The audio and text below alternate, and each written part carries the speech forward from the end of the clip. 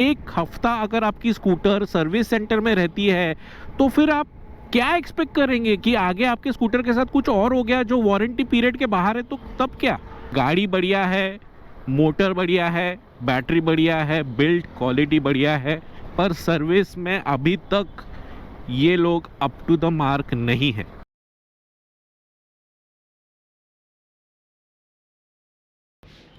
Hello guys, welcome back to the channel. कैसे हैं आप सब लोग? आई होप आप सभी लोग मस्त हैं, मजे में हैं और सेफ हैं। वैसे वीडियो का थंबनेल और टाइटल देख के आप लोगों ने पहचान ही लिया रहेगा कि आज हम लोग किस टॉपिक पे ऊपर डिस्कस करने वाले हैं। जी हाँ दोस्तों, आज हम लोग बात करने वाले हैं ओला S1 Pro के बारे में। अभी जो ओला S1 Pro है वो मेरी खुद की ओला S1 Pro है और ये जनरेशन 1 ओला S1 है। तो उस वजह से इसके ऊपर हम लोग ज़्यादा फोकस करेंगे कि Ola S1 Pro as a product कैसा है, ना कि Gen 1 Gen 2 में क्या डिफरेंसेस है। तो मुझे लगभग ओला लेके हो गया है 1.5 साल और इन 1.5 सालों में मैंने 8,905 मतलब 8,905 किलोमीटर टोटल ओला S1 Pro को चलाया है। सो जो 1.5 साल का पीरियड है वो काफ़ी लंबा पीरियड रहता है। वैसे तो आप लोगों ने बोला था जल्द से जल्द बताइए कि आपकी ओला कैसे है, कैसी चल रही है, आपको हो गए काफ़ी दिन लेके। तो मैंने कुछ जल्दबाजी नहीं की, काफ़ी टाइम लिया, 8,905 किलोमीटर चलाया, 1.5 साल तक सब कुछ एक्सपीरियंस किया। तो ये आप लोगों को इस वीडियो के एंड तक समझ में आ ही जाएगा कि ओवरऑल ओला का जो ये प्रोडक्ट है वो कैसा है, सच में आपने कंसिडर करना चाहिए या नहीं। तो ये आपको इस वीडियो के थ्रू ऑनेस्टली सब कुछ पता चल जाएगा। पर हम लोग यहाँ ऐसे बैठ के नहीं बात करेंगे, हम लोग ओला पे राइड करेंगे और वो जो सारा एक्सपीरियंस जो मैंने लिया है ओला के साथ वो मैं आपको बताऊंगा। तो चलिए अभी चलते हैं स्कूटर पे और राइड करते हैं। सो फाइनली गाइस गाड़ी पे बैठ चुके हैं and it's time to ride now, और आपको सब चीज़ें बताने के लिए कि कैसी है ओला की परफॉर्मेंस लॉन्ग टर्म में, सब चीज़ें बताऊंगा। बैटरी 100% चार्ज हो चुकी है एंड ये कुछ नया लेआउट आया है अपना मूव OS 4 का। तो अभी राइड करते हैं और बात करते हैं। कैमरा एंगल, ऑडियो वगैरह सब सेट है, लेट्स गो। तो वेल गाइज, आज जो हम लोग बात करेंगे ना वो कुछ पैरामीटर्स मैं आपको पहले बता देता हूँ कि इन पैरामीटर्स पे हम लोग बात करेंगे। सबसे पहले बात करेंगे हम लोग जिसके ऊपर ये गाड़ी बेस्ड है, यानी EV व्हीकल है, तो बैटरी एंड इलेक्ट्रिक मोटर, ये दोनों चीज़ें हमारे डिस्कशन में रहेगी। इसके बाद जो सबसे ज़्यादा चीज़ें एज अ कस्टमर और एज अ यूज़र जिसको पसंद है वो है कि बिल्ड क्वालिटी कैसी है, तो बिल्ड क्वालिटी पे बात करेंगे। सेकेंडली, मेंटेनेंस कैसा है। मेंटेनेंस में बहुत सारी चीज़ें हम लोग इंक्लूड करेंगे, जैसे कि बैटरी का मेंटेनेंस हो गया, मोटर मेंटेनेंस हो गया, ओवरऑल सर्विस सेंटर में हमारे कितने विजिट्स हुए आज तक, वो हम लोग उस पर बात करेंगे। उसके बाद कुछ पैरामीटर्स हम लोग दूसरे डिफाइन करेंगे, जैसे कि रनिंग कॉस्ट कितनी है, मतलब अभी तक अगर सर्विस सेंटर में गए तो कितने पैसे खर्च हुए हैं या फिर फ्री में काम हुआ है, ये सब चीज़ों पे बात करेंगे हम लोग। तो सबसे पहले जो हम लोग बात करेंगे वो है बैटरी परफॉर्मेंस। तो बैटरी परफॉर्मेंस अभी तक 1.5 साल में मुझे तो कोई बैटरी में डिग्रेडेशन नहीं दिखा है। बैटरी बहुत ही ज़बरदस्त परफॉर्म कर रही है। रही बात रेंज की, तो इको मोड में सबसे ज़्यादा रेंज हमें मिल रही है। नॉर्मल मोड में ही मैं मैक्सिमम चलाता हूँ, मैं स्पोर्ट्स मोड में भी बहुत कम और हाइपर मोड में तो उससे भी ज़्यादा कम चलाता हूँ, क्योंकि ऐसी बहुत ज़्यादा रिक्वायरमेंट नहीं रहती। हाँ, हालांकि मैं कभी हाईवे पे गया तो मैं हाइपर मोड और स्पोर्ट्स मोड का यूज़ करता हूँ, या फिर मैं कभी डबल सीट हूँ, किसी के साथ हूँ और मुझे थोड़ा सा स्लोप पे पावर कम पड़ रही है, तब मैं यूज़ करता हूँ। बैटरी परफॉर्मेंस मैं कैसे मेजर करता हूँ कि मैं फुल चार्ज करता हूँ और उसके बाद मुझे जो ओवरऑल पूरे नेक्स्ट चार्ज तक जो मुझे रेंज मिलती है किलोमीटर वाइज, वो मैं कैलकुलेट करता हूँ। तो मैं कभी भी बैटरी को 10% या फिर 7 to 8% तक ही ड्रेन करता हूँ, उसके पहले उसके नीचे और नहीं जाता हूँ। हालांकि मैंने एक बार 1% तक लेके गया और वो 1% मैंने सिर्फ इसलिए की थी ताकि मैं अपनी बैटरी का टोटल रेंज कितनी है मेरे को मिल रही है, रियलिस्टिक रेंज कितनी मिल रही है वो मैं बता सकूँ। और वो रेंज जब मैंने कैलकुलेट की तो वो सारी उसी की थी जिसमें मैंने हाईवे पे चलाई, सिटी में चलाई, थोड़े से उसके रीजनरेशन भी अच्छा किया उस पर्टिकुलर इसमें। तो ये सारी चीज़ें जब मैंने की तो मुझे जो ओवरऑल रेंज मिली वो 115 से लेके 120।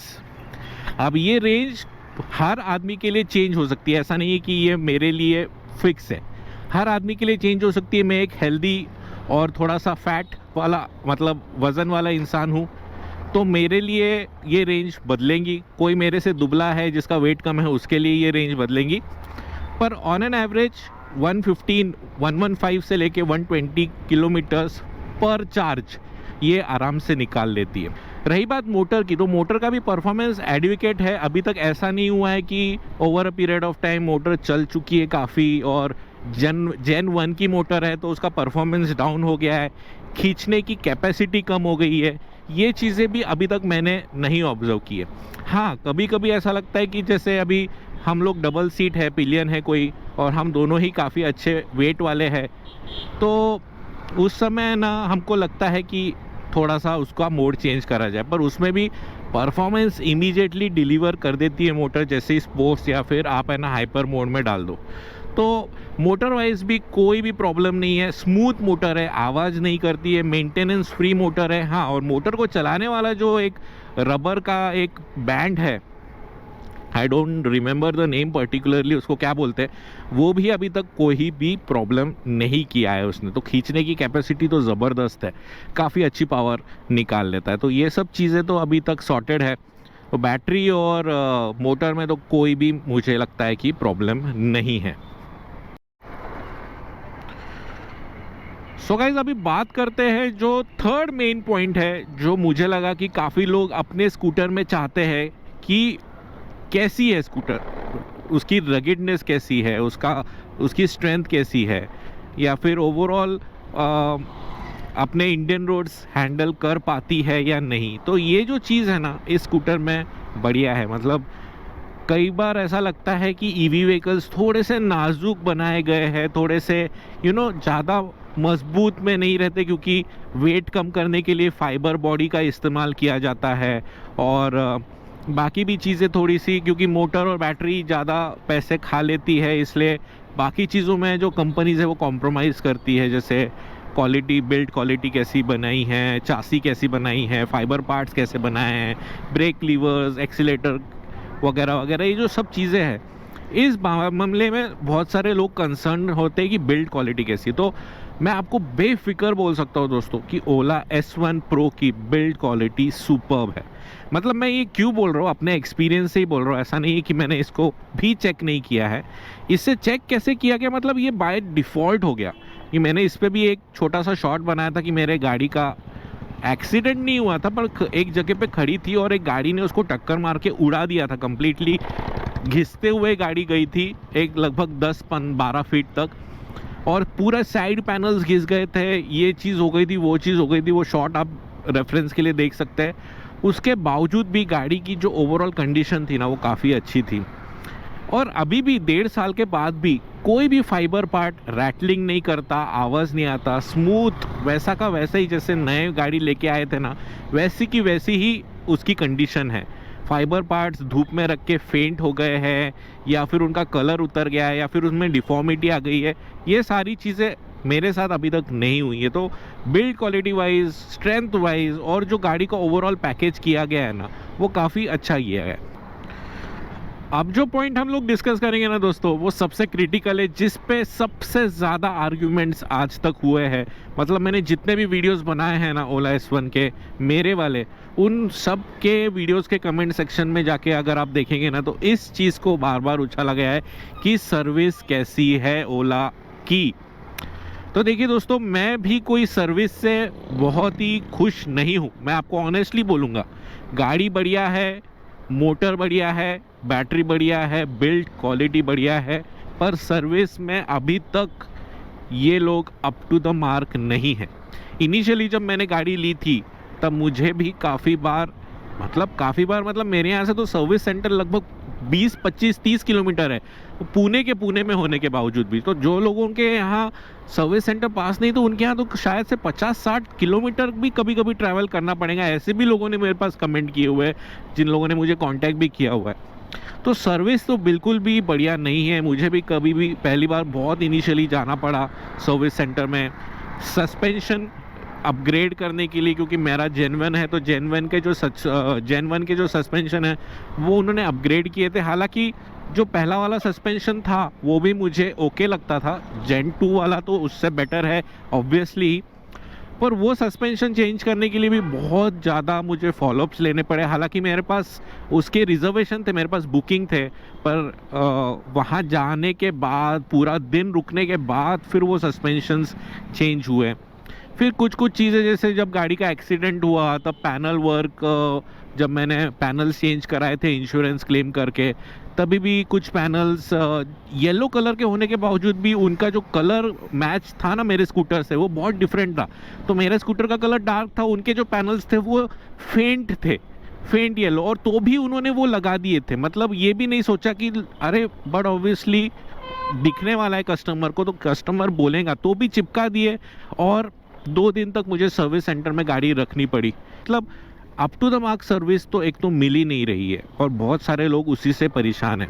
प्रोडक्ट बहुत अच्छा है, पर ये सब चीज़ें हैं ना, ओवरऑल जो आपका एक्सपीरियंस रहता है ना इलेक्ट्रिक व्हीकल ओन करने का, जो आप एक थोड़ा सा प्रीमियम पे करते हैं ना, वो जस्टिफाई नहीं होता अगर आपको सर्विस नहीं मिलती है। तो सर्विस में डेफिनेटली बहुत मेहनत करनी है ओला को, बिल्कुल भी अच्छे नहीं। और मेरे पास भी काफ़ी कंप्लेंट्स आए कि मतलब मेरा जो एक फ्रेंड है, बाहर का छोड़ दो मतलब व्यूअर्स के तो आते ही रहते हैं, मेरा जो फ्रेंड है उसने ओला S1 एयर खरीदी और उसकी दूसरे दिन ही स्कूटर बंद पड़ गई, और उसको 1 हफ्ते तक सर्विस सेंटर में रखना पड़ा because there was no resolution. मतलब ओला ने इस पर डेफिनेटली कुछ तो भी काम करना चाहिए। 1 हफ्ता अगर आपकी स्कूटर सर्विस सेंटर में रहती है तो फिर आप क्या एक्सपेक्ट करेंगे कि आगे आपके स्कूटर के साथ कुछ और हो गया जो वारंटी पीरियड के बाहर है, तो तब क्या? तो ये चीज़ें बहुत उनको है ना ध्यान में रखनी चाहिए, क्योंकि वो एडिशनल वारंटी भी प्रोवाइड कर रहे हैं, सब कुछ कर रहे हैं, पर सर्विस नहीं रहेंगी ना तो ये बाकी की चीज़ें कोई काम की नहीं। फिर ये सिर्फ एक लालच देना है कि हमारी स्कूटर खरीदो। तो सर्विस में चीज़ें 50-50 है। मैं तो बोलूँगा 60% बैड है और 40% ओके है, क्योंकि बट ऑब्वियसली वो वारंटी से बंधे हुए हैं, इसलिए उनको चीज़ें चेंज करनी पड़ेंगी। इसलिए सर्विस वाइज तो मैं इससे कम ही रेट करूँगा। तो अभी नेक्स्ट जिस पे हम लोग बात करेंगे वो है कि इसका पार्ट्स अभी तक मैंने कितने बदले हैं। मतलब 1.5 साल चला चुका हूँ और 8,905 किलोमीटर रनिंग हो चुकी है, तो कुछ ना कुछ पार्ट्स बदले रहेंगे। तो देखिए, जैसे उन्होंने बोला सस्पेंशन चेंज करो, मैंने अपॉइंटमेंट बुक की, वो चेंज कर दिया। इसके अलावा उन्होंने मुझे रेयर सस्पेंशन चेंज करने के लिए बोला। एक राइड मारने के बाद सर्विस एडवाइज़र ने चेक बोला कि पीछे का सस्पेंशन भी बैठ गया है, तो वो चीज़ डेफिनेटली उन्होंने चेंज कर दी बिकॉज वो वारंटी में था। इसके अलावा मैंने आज तक कभी भी इसका और कोई भी पार्ट चेंज नहीं किया है। बैटरी नहीं चेंज की, हॉर्न चेंज नहीं किया, और भी कोई भी जो इलेक्ट्रॉनिक चीज़ें हैं, बैटरी मैनेजमेंट सिस्टम वगैरह ये वो हो गया, कुछ भी मैंने अभी तक चेंज नहीं किया। इवन यहाँ तक कि मैंने अभी तक 8,000 किलोमीटर हो चुके हैं, मैंने ब्रेक पैड्स भी चेंज नहीं किए। तो ये चीज़ें काफ़ी अच्छी बनाई है। मतलब ये तो चीज़ें बता ही देती है आपको कि scooter is built to last. ऐसा नहीं है कि थोड़े दिन चलाएंगे, चमक धमक है स्कूटर में, शेप अलग है, थोड़ा सा अलग दिखती है स्कूटर, तो कुछ दिन का ही है ना मज़ा है, बाद में तो एकदम सज़ा है। ऐसा नहीं है। 1.5 साल तक अभी तक मेरी जो स्कूटर है कोई रैटल नहीं कर रही, कोई मैंने पार्ट्स बदले नहीं है, ब्रेक पार्ट्स बदले नहीं है, बहुत सारी चीज़ें जो है वो वैसी की वैसी ही है, कोई चीज़ चेंज नहीं की। तो अभी हम थोड़ा सिटी लिमिट से बाहर आ चुके हैं, और अब हम लोग बात करेंगे कि क्या इसमें बहुत ही अच्छी चीज़ें हैं एज़ कम्पेयर टू एथर और iQube और भी दूसरे जो इलेक्ट्रिक स्कूटर्स आ चुके हैं अभी, और क्या चीज़ इसमें बिल्कुल भी अच्छी नहीं है। तो सबसे पहले चीज़ अच्छी की बात करेंगे। तो अभी तक मैंने इस गाड़ी को MoveOS 2, MoveOS 3, MoveOS 4 तक अपग्रेड किया हुआ है, और सारे ही जो OSs है वो काफ़ी अच्छे चलते हैं। सीमलेस परफॉर्मेंस है, सीमलेस चीज़ें, और हर OS के साथ है ना इस गाड़ी की जो असली पोटेंशियल है ना वो निकल के आती है। मतलब बहुत चीज़ें ऐसी भी है कि आपको प्रैक्टिकली डे टू डे इसमें आपको बहुत काम में आएंगी। पर हर OS जो इसका है ना वो किसी भी गाड़ी के साथ आप कंपेयर करें, भले वो iQube हो, एथर हो, इसका OS का यूज़र इंटरफेस बहुत ही सिंपल है, तो काफ़ी लोगों को ईजी लगता है। डिस्प्ले क्वालिटी अच्छी है, धूप में जो इसकी जो ब्राइटनेस है वो भी अच्छी है। इसमें डिफरेंट आपको मोड्स मिलते हैं, मतलब आप डे एंड नाइट का भी सिलेक्ट कर सकते हैं, ऑटोमेटिक भी रख सकते हैं। इसमें अभी आपको बैटरी का हेल्थ समझ में आने लगी है, मोटर हेल्थ, मोटर टेम्परेचर, तो इतनी सारी चीज़ें दे दी है ना। प्रॉक्सिमिटी सेंसर, फिर आपको किसी और को अगर गाड़ी देनी है तो वो पर्टिकुलर व्यक्ति को आप एक्सेस दे सकते हैं। ये सारी बहुत सारी छोटी छोटी चीज़ें हैं ना जो हम लोग यूज़ कर सकते हैं day to day practical life में, और जहाँ ऑफिस में अगर ये स्कूटर यूज़ होती है तो ये चीज़ें बहुत काम में आएंगी। दूसरी जो चीज़ है, इसका जो रीजन है वो बहुत ही बढ़िया है। मतलब हर इलेक्ट्रिक व्हीकल में रीजन होना ही चाहिए। और मैं मुझसे भी अगर कोई सजेशन पूछता है कि मैं कौन सी इलेक्ट्रिकल व्हीकल लूँ, तो मैं हमेशा यही बोलता हूँ कि उसी व्हीकल को लो जिसमें आपके पास रीजन का ऑप्शन है, क्योंकि रीजन की वजह से आपकी जो रेंज है ना वो बहुत बढ़ जाती है। मेरे पास जो अभी व्हीकल्स है वो ऑलमोस्ट 50% इलेक्ट्रिक है। मेरे पास टाटा नेक्सॉन है, फिर ये है, दोनों में ही रीजन कमाल का है। और रीजन के वजह से ओवरऑल जो रेंज है ना वो काफ़ी बढ़ जाती है, रेंज एंग्जाइटी कम हो जाती है। इसमें तो रीजन के आपके पास डिफरेंट मोड्स भी दिए, तो रीजन का जो एक बढ़िया चीज़ है, और एक ओला जा रही है सामने से, तो रीजन की जो एक चीज़ है ना वो बहुत ही बढ़िया काम करती है, जिसकी वजह से रेंज अच्छे से काम करती है। आप कभी कभी तो इससे विदाउट यूजिंग द ब्रेक्स भी चला सकते हैं, अगर आपका रीजन स्ट्रॉन्ग रखेंगे ना आप, और अगर मीडियम भी रखेंगे, नॉर्मल भी रखेंगे, तो भी आप विदाउट अप्लाइंग ब्रेक्स इसको चला सकते हैं। तो इतना बढ़िया रीजन है। ये सब चीज़ें इसकी एडवांटेज हुई है। अब बताते हैं इसकी डिसएडवांटेज। तो सबसे पहला डिसएडवांटेज मैं बताऊंगा कि सस्पेंशन का। सस्पेंशन स्मूथ रोड पे तो बढ़िया काम करता है, कोई उसमें टेंशन की बात है ही नहीं, एकदम बढ़िया काम करता है, दोनों आगे पीछे के काम करते हैं। ख़राब रोड पे भी दोनों ठीक ठाक ही काम करते हैं, पीछे का कभी कभी बॉटम आउट हो जाता है सस्पेंशन, तो वो एक नहीं है। और आगे के सस्पेंशन का ट्रैवल कम है, जो कि अभी शायद से जेन 2 में उन्होंने रेक्टिफाई किया है, इसलिए उन्होंने अभी टेलीस्कोपिक सस्पेंशन दिया है। पर ये जो आगे का सस्पेंशन पहली वाली जनरेशन का है ना वो इतना कुछ खास नहीं है। स्मूथ रोड्स के लिए बढ़िया है, पर थोड़े से जो ख़राब रोड्स आ जाते हैं, रफ रोड्स या ब्रोकन टारमार्क आ जाते हैं, उसके लिए ठीक नहीं है। पिलियन के साथ भी इसके सस्पेंशन कुछ भी ज़्यादा असरदार नहीं है। पिलियन अगर दो हेल्दी गाड़ी पे लोग बैठ गए ना तो ये हर एक जगह पे बॉटम आउट होंगी। मतलब स्पीड ब्रेकर भी आप क्रॉस कर लोगे तो स्पीड ब्रेकर के एंड में भी ये बॉटम आउट हो जाएंगी। तो सस्पेंशन वाइज शायद से जेन 2 में इन्होंने काफ़ी अच्छा काम किया है। और एक डिसएडवांटेज जो मैं इसका बोलना चाहूँगा वो है कि कभी कभी टर्निंग रेडियस जो इसका है वो थोड़ा सा कम है। बाकी गाड़ियाँ जैसे ऐसे इतने से रास्ते में घूम जाएंगी, पर जो ये है थोड़ा सा जगह ज़्यादा लेती है घूमने को, ऐसा मुझे लगता है। क्योंकि मेरे पास TVS की वीगो भी है, तो उसका जो टर्निंग रेडियस है वो थोड़ा सा कम है, और उसकी वजह से थोड़ा सा घुमाने में तकलीफ़ होती है।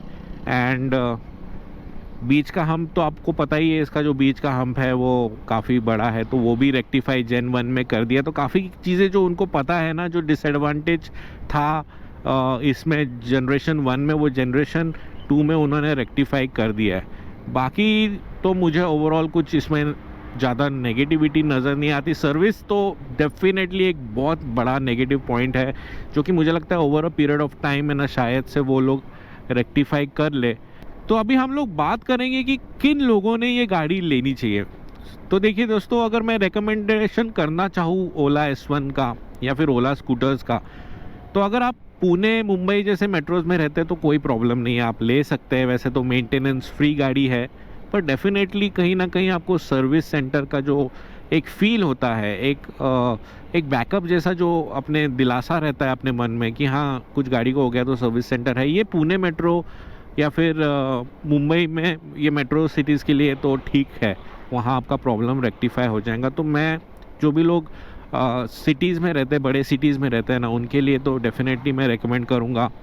और मैं सबसे ज़्यादा रेकमेंड करूँगा कि आप ओला S1 Pro पे जाइए, क्योंकि रेंज एंग्जाइटी कम हो जाती है और आपको आराम से एक चार्ज पे 100 से 110 किलोमीटर अगर आप नॉर्मल मोड में भी विदाउट ज़्यादा रीजनरेशन के चलाते हैं ना तो मिल ही जाएगा। और अगर आपका डे टू डे रनिंग 20 से 25 किलोमीटर का है या फिर 30 से 40 किलोमीटर का है तो ये बहुत ही सूटेबल है, क्योंकि ट्रैफिक में निकालना वगैरह बहुत इजी हो जाता है।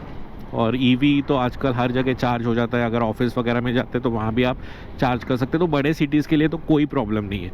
रही बात छोटे सिटीज़ की, तो उनके लिए मैं डेफिनेटली बोलूँगा रादर कि आपको लेना है और आपको ब्रांड पे भरोसा है कि आपका ब्रांड आपको वहाँ सपोर्ट कर सकता है कम्प्लीटली, तो आप डेफिनेटली वहाँ भी इसे ले सकते हैं। पर अगर आपको ऐसा लगता है कि कभी कुछ इशू आया तो मुझे काफ़ी दूर जाना पड़ेगा सर्विस सेंटर के लिए, तो थोड़ा सोच के लीजिए, मतलब थोड़ा समझ के लीजिए कि इस चीज़ के लिए तैयार रहिए। अगर इसके बाद भी आप रहते हैं तो वैसे तो सर्विस हो जाएंगी, पर आपको दूर जाना पड़ेगा, गाड़ी वैसे आपको लेके जानी पड़ेगी, पूरा दिन आपको निकालना पड़ेगा, और कभी अगर बहुत मेजर इशू हो गया तो गाड़ी छोड़ के भी आना पड़ेगा।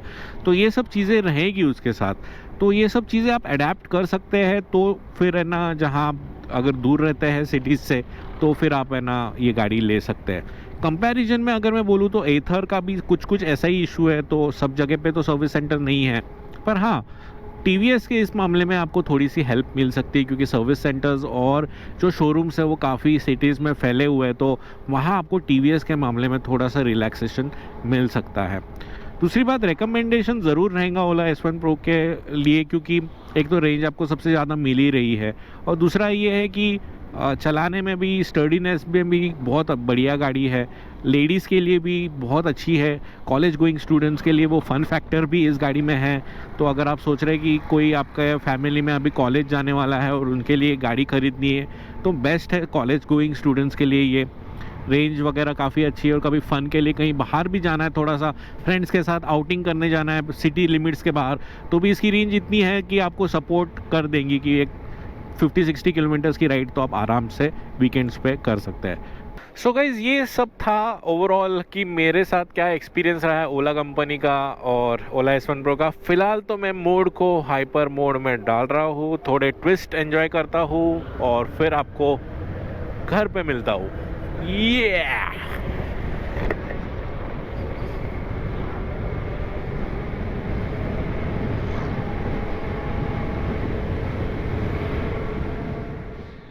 सो गाइज, ये रहा मेरा ओला S1 Pro का एक्सपीरियंस कह लीजिए, या फिर इसे एक रिव्यू कह लीजिए, long term review, ownership experience, जो आपको कहना है आप कह सकते हैं। जो भी ऑनेस्टली मुझे ओला S1 Pro के बारे में फील होता है, वो सारी चीज़ें मैंने आपको इस वीडियो में बताई है। अब ओला मेरी खुद की है और मैंने अपने ही हार्ड अर्न मनी से ली हुई है, तो बायस्ड रिव्यूज़ तो मैं दूंगा नहीं, और ऐसा भी नहीं करूंगा कि यार मेरी ओला है तो मैं उसके बारे में बढ़ा चढ़ा के बोलूँगा। जो चीज़ें मुझे नहीं पसंद आई है वो मैंने आपको साफ साफ कही है, और जो चीज़ें सच में ही ओला के साथ अच्छी है वो भी मैंने आपको साफ साफ बताई है। तो इस वीडियो से आप काफ़ी कुछ ऐसे पॉइंटर्स ले सकते हैं जिससे आपको ओला S1 Pro खरीदने के लिए आसानी हो सकती है। तो फिलहाल के लिए यही इतना ही था मेरे ये पर्टिकुलर वीडियो के लिए। अगर वीडियो अच्छा लगा रहेगा तो प्लीज़ वीडियो को लाइक करिए, चैनल को सब्सक्राइब करिए। मिलते हैं अगले व्लॉग में ऐसे एक बढ़िया से वीडियो के साथ। Till then, bye bye.